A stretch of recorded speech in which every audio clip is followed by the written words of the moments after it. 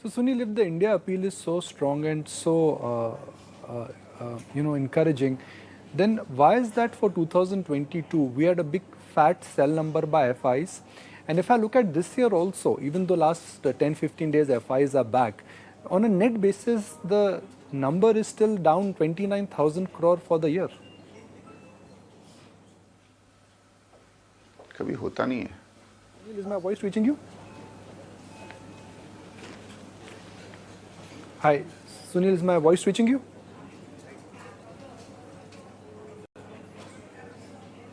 Looks like we've got Sunil on a bad line.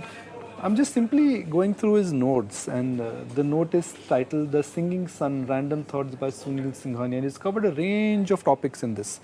The move from dragon to elephant, the move that how EV is something which is real, and EV is something which will change the way how the transportation industry in the world would move.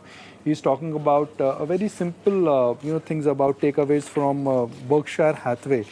Berkshire Hathaway is being successful in life is not doing too many extraordinary things but doing things consistently well. Love for one work is greater satisfaction than all the luxuries in the world. Okay, Sunil is back.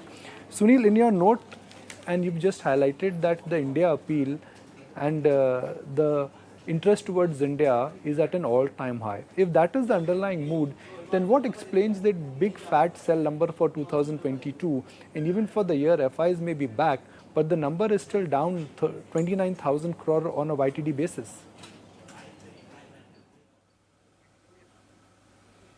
So obviously, Nikunj, last 1 year has been a very difficult year. You had the Russia-Ukraine war, oil went up to 140, all the commodities went up sharply. And obviously, India was relatively doing very, very well.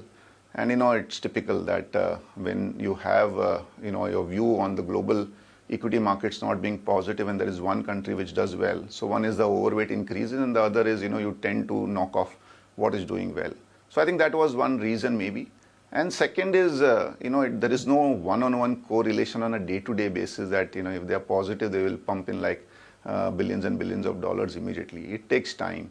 Obviously, India has always been an expensive country. It was very expensive maybe from their end last year. It is now at a reasonable level, and we are already seeing, this month we are almost seeing close to $800-900 million come into the country. So I don't know whether it will be near term or medium term, but we are very positive that over the next 18 months we should get back what we sort of lost in terms of outflows over the last 18 months. Sunil, can I say that right now we are going through the phase of the market that markets are at an all-time high, but the commitment levels perhaps are at a record low. FIs have been net sellers, HNI activity has been low, FNO open interest has been low. So it's like saying that market ऊपर गया है, मगर माल किसी के पास नहीं है. Nobody owns stocks. I don't think that is true. Yes, you can say that the overweight on India from foreign investors is not as high as it used to be. And therefore, there is room for some reallocation there.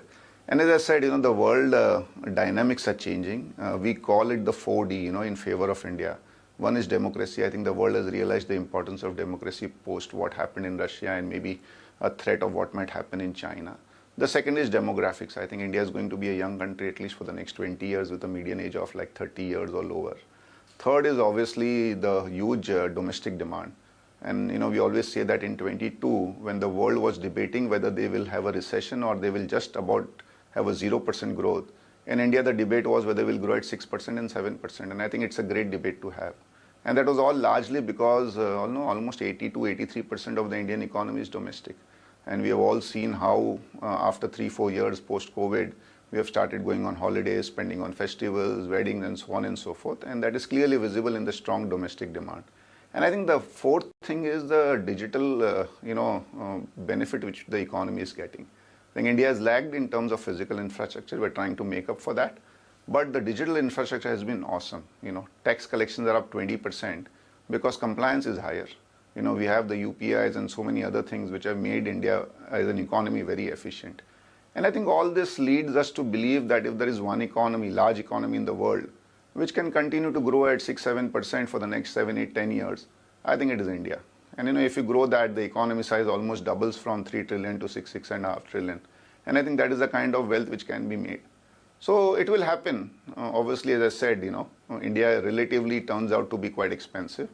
And therefore, investors take their time, before taking a call on whether to go all out or just start nibbling.